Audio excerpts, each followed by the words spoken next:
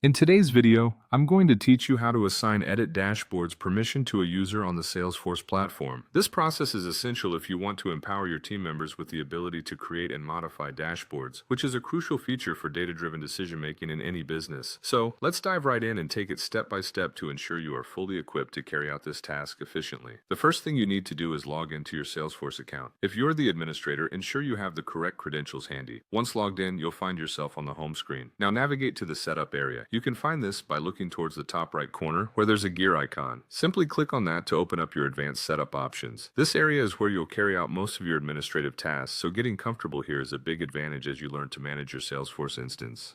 Next, use the Quick Find box, a very handy tool for jumping straight to what you need, and type in either profiles or permission sets. This will lead you directly to the configurations where you can adjust what users can or cannot do within Salesforce.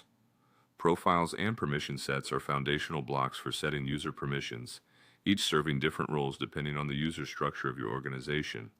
Once you've reached either profiles or permission sets, you'll want to look for the System Administrator profile, assuming you're allocating permissions generally used by an administrator. Go ahead and click Edit next to System Administrator to begin tailoring the permissions. Now, you'll want to scroll through the list of checkboxes to find Create and Customize Dashboards. Make sure to click that box. Additionally, if your user needs to view dashboards that are stored within public folders, you might want to check View Dashboards in Public Folders. This step ensures comprehensive access to dashboard functionalities, which can be vital depending on the user's needs. After making these changes, don't forget to save your selections. This step is crucial as it locks in all the changes you've just made.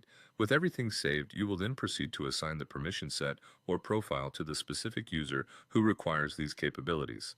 By following these steps, you ensure that your team has the flexibility and access they need to make the most out of Salesforce's powerful analytical features. This enhanced visibility into your data can drive better insights and decision-making across your whole organization. Thanks for watching, and I hope it was helpful. Don't hesitate to revisit any part of this guide if you need a bit more clarity, and happy dashboarding!